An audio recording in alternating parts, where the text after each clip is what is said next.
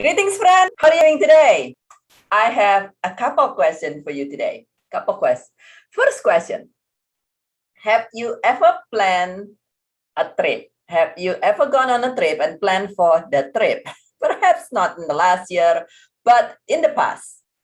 And the second question: when you are planning for a trip, when you were planning for a trip, what did you see happen in your mind? Say you plan for a trip to Africa, like in here, or you plan for a trip to somewhere else. What did you see typically happen in your mind? Do you see yourself doing things that's fun for you, that you would love to do during the trip? Let's say it's a trip of a lifetime. It's your dream trip since you were a kid. Do you see yourself doing this and doing that as you explore this and that, which is your dream trip, right? And is that what you see, or did you see something else, perhaps the opposite? This week you and I are sharing on how you can bring your dream, or what it is that's still calling your heart, into reality with a lot more ease. Yesterday, I invite you to join me, to just allow your heart, the little voice in your heart, to share with you, even if you are very successful in your life in multiple different way and venue. Is there something in your heart that's still saying that, it would be so nice if we can just do that? It could be going on a trip. It could be doing something like a skydiving. It could be writing a book. But whatever it is, that what is it, something that called you? Now, of course, as you identify that, we want to find way, we want to share with you. You want to learn the way such that you can bring it into reality easily. And that's what we're going to share this week, for the rest of this week, starting today. And the first one is to actually see it happening awesomely. See it happening awesomely. And I find this very interesting when I speak with people and when I speak with clients and so forth. Most of the time, when you plan for a trip, if you ever plan for a trip, whether it's a dream trip or something else, that say you're going on a vacations, practically everybody, the majority of people, plan such that they see themselves doing this and doing that. Oh, say you are going to Paris. You just say you were going to Paris. When I went to Paris, it's like I said, oh, okay, you're going to be visiting the Eiffel Tower and then visiting this and visiting that. And that everything, as much as you can imagine when you typically plan for a trip, you you can imagine the best thing happens. Say you are going to African safari, you said, oh, we want to get this. It's going to be sunny day. We're going to have sunglasses, and we're going to have perhaps a hat if you wear a hat, and this and that. And yes, you are prepared. That there are you probably perhaps get something such as trip insurance, so you are prepared for the unexpected. You prepared for things going south. For instance, you might carry, say you're going on a trip to Africa or to Egypt or something, you might carry some medication in your bag, so you're prepared. But what are you seeing in your mind as you're planning for it? Are you planning that the elephant actually going to suddenly decide to get really, really moody right when you are there, and then they're going to all come together and then form a barricades and boycott everything? or you see in your mind, let's say you're going on a trip with your sweetheart, you see in your mind that perhaps you might as well just see something like this, where an elephant is having fun with each other in there and communicating and connecting, just like you connecting with your sweetheart. Very interesting how when people planning for trip, and this is with my friends, with my relatives, with my colleagues, with many people whom I know, with my clients, people tend to see things happens awesomely. If you could look back, if you're like the majority of people, you see things happen. Oh, I'm going to New York, I'm going to see like, the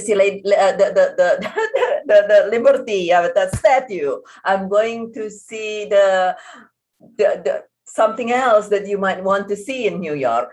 and even though you're prepared, you don't sit there imagining the worst after the worst after the worst. And strangely enough, when you and I are planning for something else, many people sit there and start thinking about the possible worst scenario, unlike when they're planning for trips. So in other words, if you plan to do something, say it's an endeavor where you would love to write a book, where you have an endeavor where you would love to try a different occupations. Many people sit there and say, "Oh God, what's the worst that could happen? Oh, what about if I write the book and nobody say buy it? Oh, what if I nobody want to print my book? Oh my goodness, oh my goodness. What about if I change occupations and it's just something like that? Oh, what about if I go back to school and it doesn't work out? And all this, what about?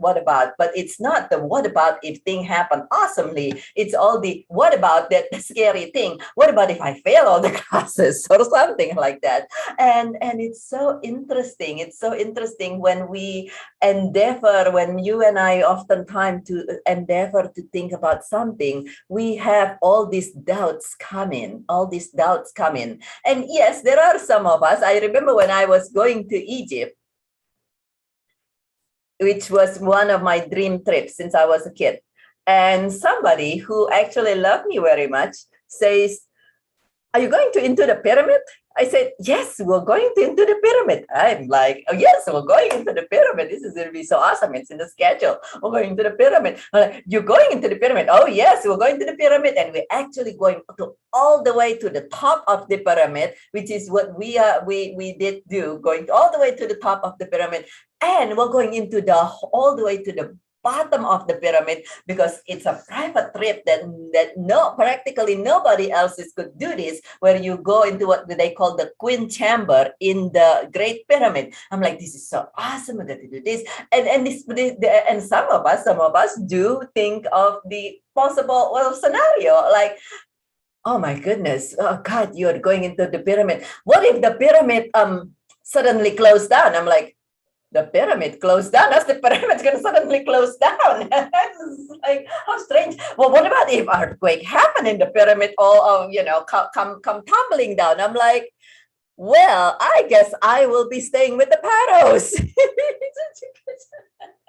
And that sounds really funny when we're planning for a trip, isn't it? When you and I planning for the trip, and yes, maybe that somebody in your life might be imagining things that way. But in general, if somebody do that with you when you're planning for a trip, you're planning on an African safari, and somebody said, "You're going to be looking at elephants, but what about if all the elephants lined up and get angry and kind of like almost like the bird movie, the Alfred Hitchcock bird movie, where the bird get angry and attacking people, but this is going to be elephant that's they are going to be boycotting you and all this thing."